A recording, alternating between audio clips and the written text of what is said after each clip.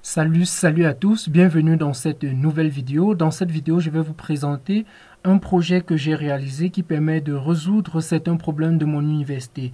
Il s'agit d'un University Library System ou bien une application qui joue le rôle de management de la librairie de mon université.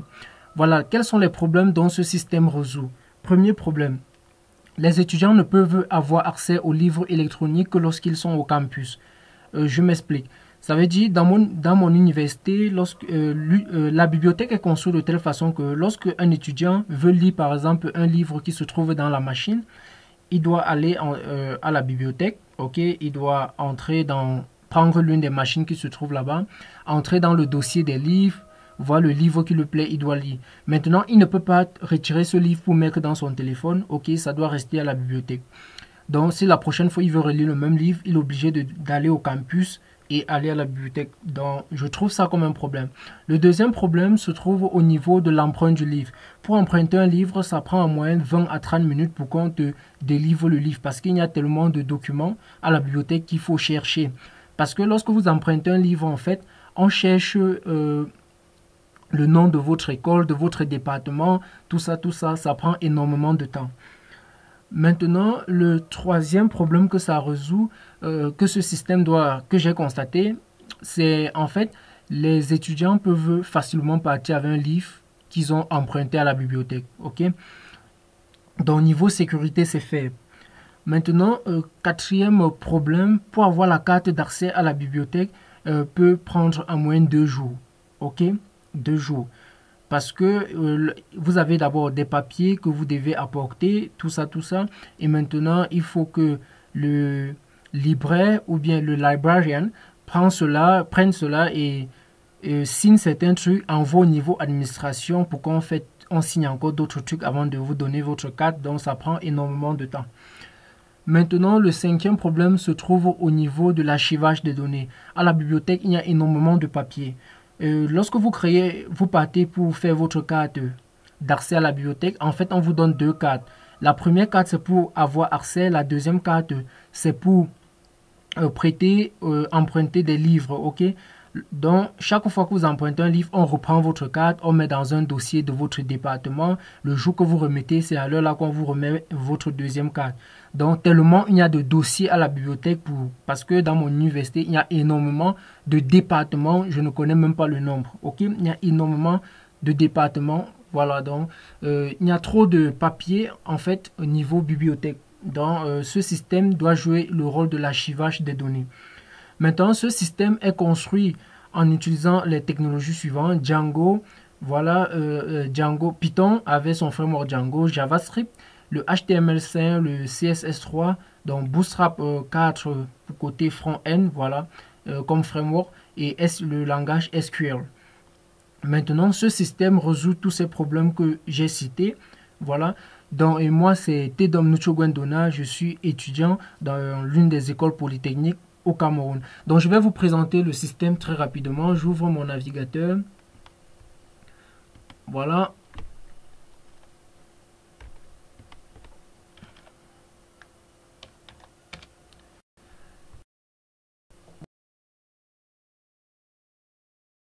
Voilà.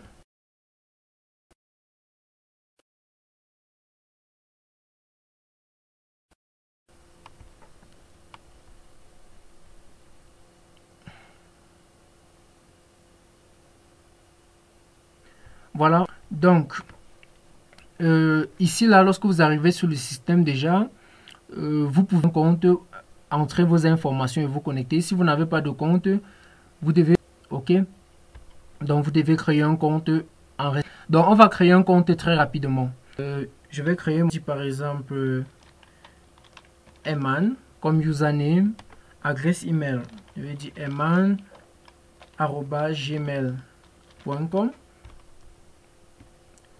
first name, je vais dire Eman, ok, voilà, juste comme ça pour le test, ok, je vais utiliser Eman.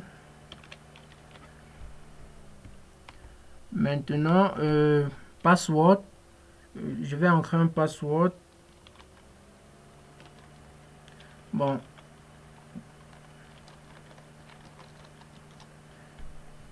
Voilà, je confirme mon password.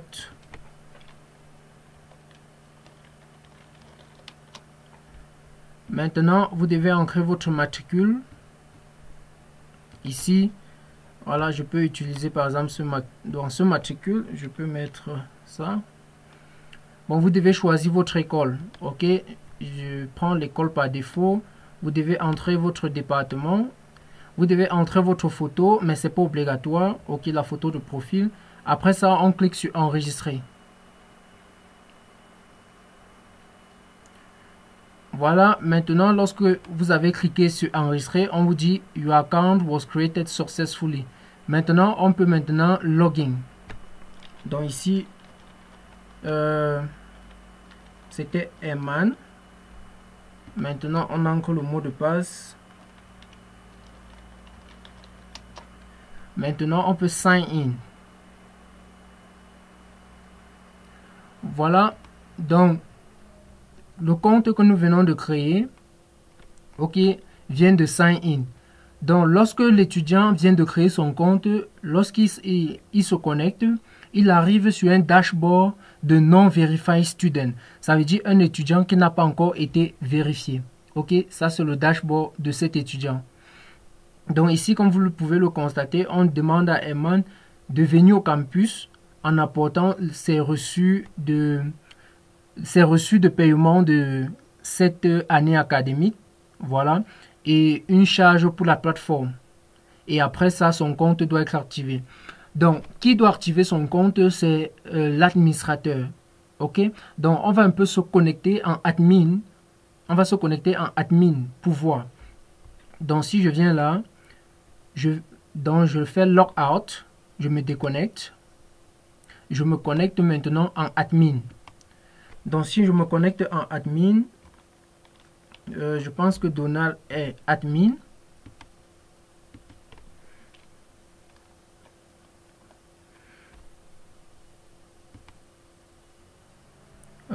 Bon, attendez.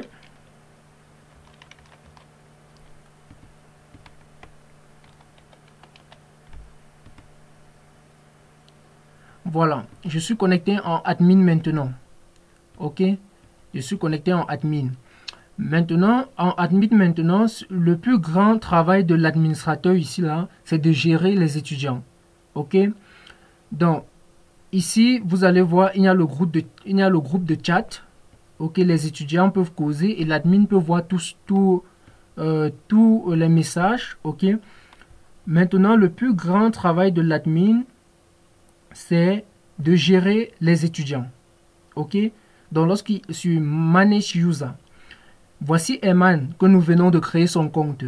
Eman ici là est not verified. Ok, not verified, comme vous pouvez le voir. Maintenant, si Eman arrive au campus, il voit l'administrateur de ce système. Il montre tout ce que l'administrateur demande, ses reçus de paiement, parce qu'on veut savoir, parce que ce système est fait uniquement pour les étudiants. C'est pour ça qu'on demande à l'étudiant de venir au campus. Maintenant, si Eman montre tout, l'étudiant, l'administrateur va venir sur User, il va Edit. Donc, il va Edit. Lorsque vous allez voir ici, Eman est not verified. Donc, on va décocher. Il va mettre Eman Student. Il doit enregistrer. Ok, vous voyez que maintenant, Eman est Student. Maintenant, si Eman se connecte, ok, je fais Logout. Maintenant, si Eman se connecte ici,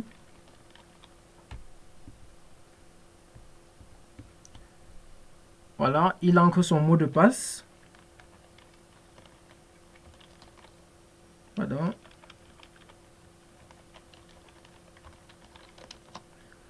Si se connecte maintenant, vous voyez que maintenant, Eman a un dashboard de student. Comme vous pouvez le voir ici. Il est maintenant student. Ok. Maintenant, au niveau de son dashboard, vous voyez, on a command book. Ici, on a borrow book. Ok. Maintenant, il y a le groupe de chat. Eman peut entrer dans le groupe de chat. Il peut écrire, il peut voir les messages.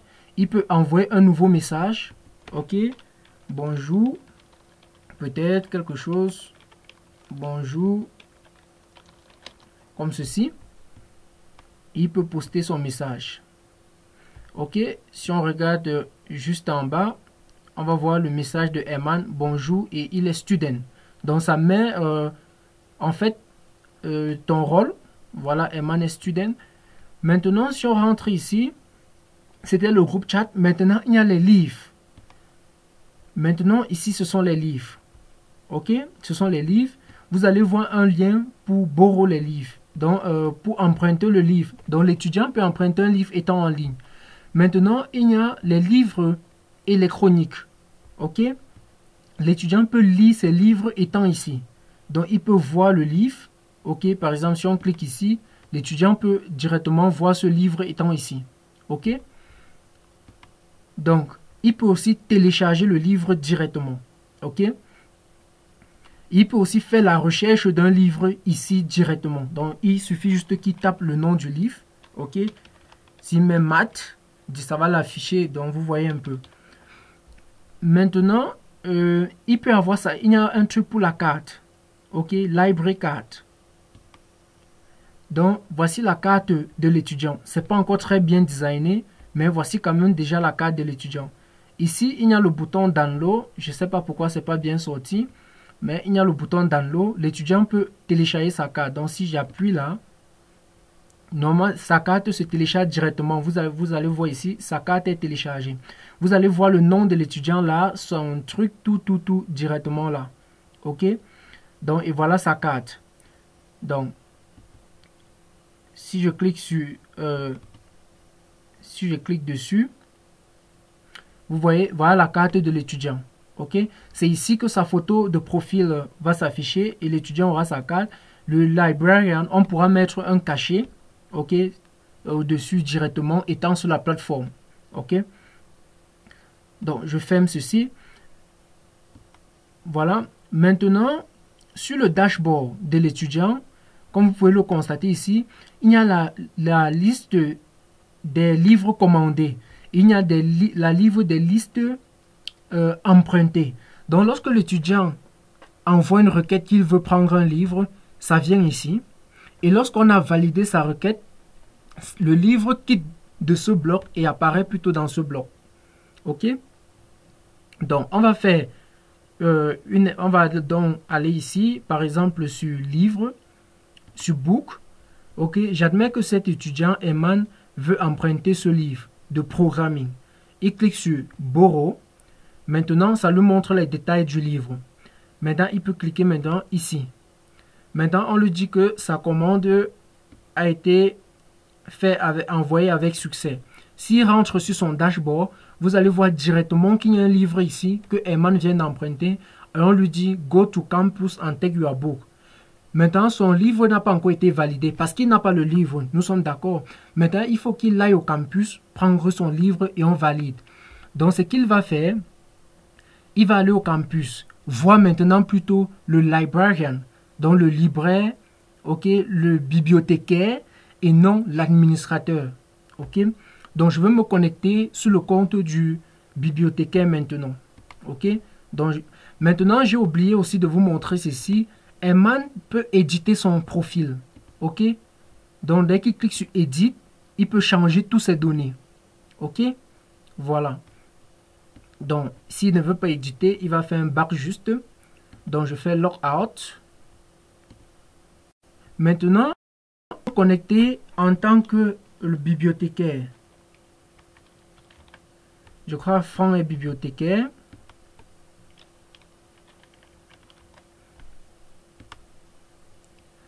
Voilà, voici le compte du bibliothécaire ici là. Le bibliothécaire, lui, il y a le nombre de livres qui s'affiche, le nombre de livres physiques, le nombre de livres électroniques, le nombre d'utilisateurs sur le site. Maintenant, le bibliothécaire, c'est celui qui a beaucoup de rôles sur ce site. Ok? Donc ici déjà, vous allez voir, il y a le groupe chat, il y a la liste des étudiants. Bon, c'est pas trop mis parce que lui n'a pas trop besoin de ça. Maintenant, ici, il peut augmenter un livre, ok, mais c'est plus pour le rôle du publisher, ok, du publisher, parce qu'il y a une autre utilisateur qui s'appelle Publisher. C'est lui qui, son rôle, c'est seulement mettre les livres sur la plateforme. Mais le bibliothécaire peut aussi le faire. Ok? Maintenant, il peut augmenter un livre, il peut augmenter un livre électronique. Ok? Maintenant, il peut voir la liste des étudiants qui ont emprunté un livre. Ça, c'est la liste des étudiants qui ont déjà emprunté un livre. Ok? Il peut voir la liste des commandes. Vous vous rappelez que Eman avait prêté un livre ici. Ok? Donc, si on regarde là, son matricule, voici le matricule de Eman. Ok? Il avait pris un livre de programming. Ok? Voici le livre qu'il a pris. Il est étudiant en API. Voici son matricule. Donc, ce que le libraire arrive ici, il peut faire, il peut maintenant confirmer. Donc, il vient ici, là, il appuie ici. Voici le nom Eman. Il clique sur confirmer. Donc, dès que Eman arrive à la bibliothèque, le bibliothécaire clique juste sur confirmer. Parce que Eman doit arriver à aller chercher son livre. Dès qu'il trouve son livre, il revient voir le bibliothécaire. Il coche juste ici, là. Le bibliothécaire coche ici et il fait submit. Ok? Vous allez voir maintenant ici, là, que on dit que ce livre a été emprunté. Borrow, yes. Comme c'était d'abord no, ça devient yes. Parce que s'il vient ici, il enlève. Vous allez voir ici que c'est no. Ok? Donc, s'il met yes. Maintenant, si on parle à la liste des livres empruntés, le nom de Eman va faire partie. Ok? Comme vous pouvez le voir ici, voici son matricule. Ok? Et type, donc il a déjà ce livre. Maintenant, le bibliothécaire aussi joue le rôle de manage book. Donc, il peut supprimer les livres, éditer les livres, tout ça, voir les livres, ainsi de suite. Il peut aussi le faire pour les PDF. Ok? Il peut aussi le faire pour les PDF. Ok? Supprimer, éditer, ainsi de suite. Ok? Maintenant, si nous rentrons sur le dashboard de Eman, vu que ça a été validé, ça veut dire qu'il a emprunté. Et son nom fait partie. Ça veut dire Eman ne peut jamais fuir avec ce livre. Parce que son nom fait partie des livres empruntés. Lorsqu'on décoche son nom au niveau d'ici, si on met ici qu'il n'a plus emprunté, directement ça quitte là-bas. Ok? Directement ça quitte au niveau de livres empruntés. Donc, si on fait lockout, on se connecte sur le compte de Eman maintenant.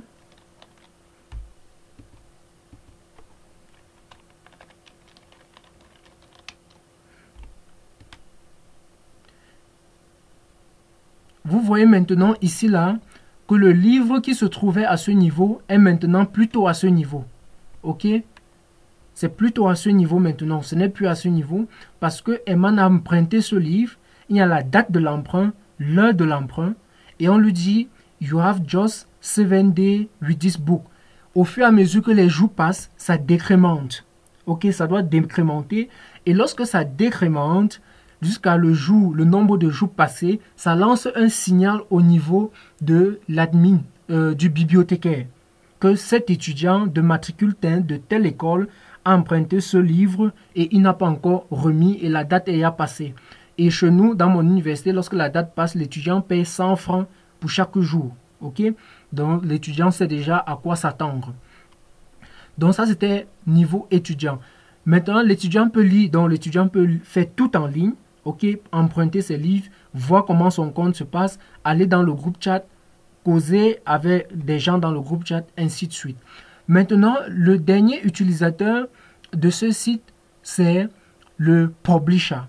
Ok, celui qui, tout son rôle uniquement, c'est de publier les livres dans ce système. On va se connecter sur le compte du publisher. Donc, je fais un logout. Donc, je vais me connecter sur son compte.